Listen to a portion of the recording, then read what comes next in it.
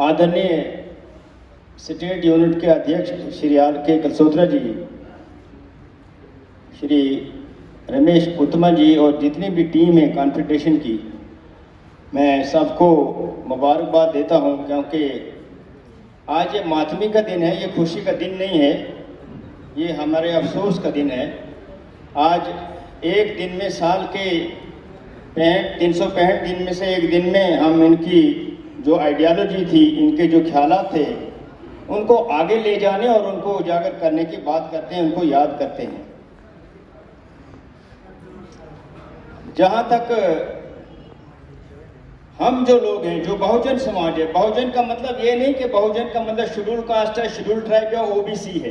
बहुजन का मतलब ये नहीं है। हमारी अधिकांश जो जनता है, बहुत सारे लोग ये समझते हैं कि बहुजन का मतलब शेड्यूल कास्ट होता है। बहुजन का मतलब शेड्यूल कास्ट नहीं है। बहुजन के मतलब है कि हम जो पूरी संख्या है देश की, भारत की, उसमें हमारी संख्या ज्यादा है, बहुत ज्यादा। हम बहुसंख्यक हैं, हमारी तादाद बहुत ज्यादा है। लेकिन अफसोस ये है कि हमारी इतनी तादाद होने के बावजूद भी हमारे जितने भी संगठन हैं, चाहे वो समाजी हों, राजनीतिक हों, तो हम लोग एक संघर्ष में लगे रहते हैं, क्योंकि हम लोगों को सत्ता का मौका नहीं मिलता है, मिला भी नहीं है। जब बाबा साहब का संविधान नहीं था, तब भी हम कानून को मानते थे। अगर नहीं भी मानते थे तो कानून हमको मनाया जाता था, हम पर थोपा जाता था। मनुस्मृति या जो भी कोई कानून थे, या राजा महाराजे, बहुत सारे लोगों ने भारत को गुलाम बनाया और गुलाम बनाकर आते गए और चलते गए। लेकिन इतने 100 सालों से लेकर 75 साल की बात नहीं है। ये वर्ग, ये जो बहुजन वर्ग है, ये वर्ग सत्ता में नहीं आया। हम कानून को मानने वाले लोग हैं, हमने तब भी कानून को माना है, आज भी हम कानून को ज्यादा मानते हैं। लेकिन बदकिस्मती एक रही कि जिन लोगों के हाथों में सत्ता है, वो 2 प्रकार के लोग हैं। एक तो कुल मिलाकर वो 15% है, और 15% में भी जो 3.5% लोग हैं, जो दावेदार है सत्ता में पिछले इतने 100 सालों से या पिछले 75 साल से। तो इन लोगों ने पूरे इस समाज को, इस भारत देश को बांट कर रखा हुआ है।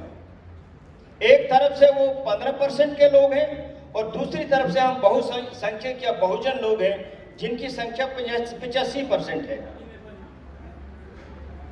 आप न्यायपालिका में देखिए तो वही 15% वाले लोग हैं, जिसमें काजमी साहब तो बेहतर हमसे जानते हैं। वही लोग हैं सुप्रीम कोर्ट में, वो लोग हैं हाई कोर्ट में, लोग हैं दूसरे कोर्ट में, वो लोग हैं।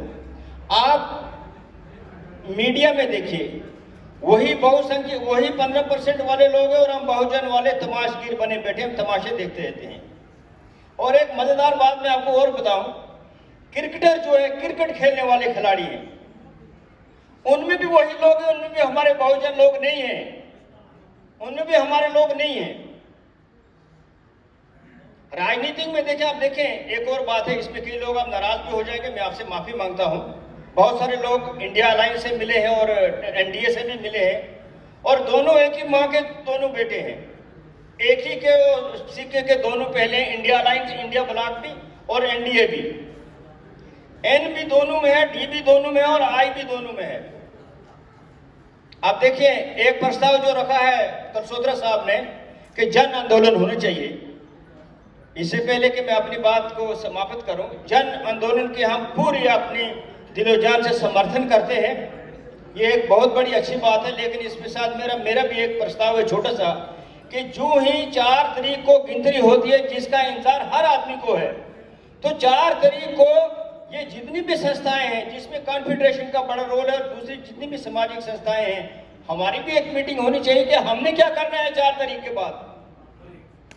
कितनी भी देर इनको झेलते रहोगे आप, इस तानाशाही को कितनी देर झेलते रहोगे। तानाशाह ये लोग हैं, भ्रष्टाचार वाले ये लोग हैं, सांप्रदायिक ये लोग हैं, महिलाओं पर अत्याचार करने वाले ये लोग हैं, बलात्कारी भी यही लोग हैं, हमारे लोग नहीं हैं। हमारे लोग झेलने वाले हैं। जैसे अभी तरसीम जी कहते थे कि अभी पिछले इतने में इतने ये बलात्कार हो गए, और कलसोत्रा साहब ने एक चीज बताई कि कहीं 2006 में इन्होंने एक मेमोरेंडम एक बड़े आदमी को दिया था, मैं उनका नाम नहीं बताऊंगा यहाँ पर, जो मुख्यमंत्री थे उस वक्त। मैं उस बड़े आदमी की पार्टी से जुड़ा हुआ आदमी था, और वो बड़ा आदमी इतना बड़ा है, वो राष्ट्रीय लेवल का नहीं अंतर्राष्ट्रीय लेवल का आदमी, अभी वो हयात है, मौजूद है, अभी भी किसी पार्टी का वो हेड करता है वो।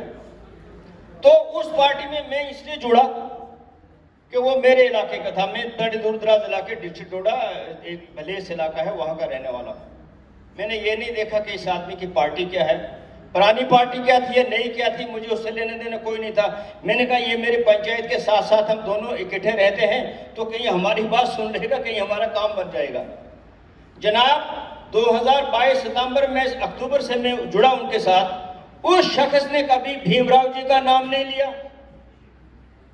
14 अप्रैल का नाम कभी नहीं हुआ। पूरे इंडिया क्या वर्ल्ड लेवल पर भीमराव के जन्मदिन को मनाते हैं, बाहर की कंट्री वाले भी मनाते हैं। मैंने उनको कहा, मैंने कहा सर ये भी होना चाहिए।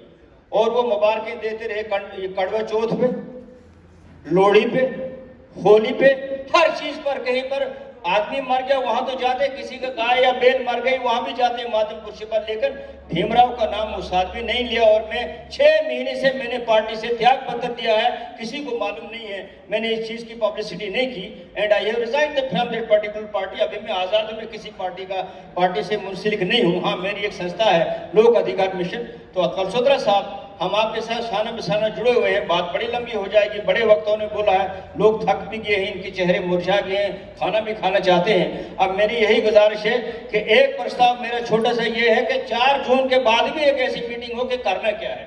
धन्यवाद।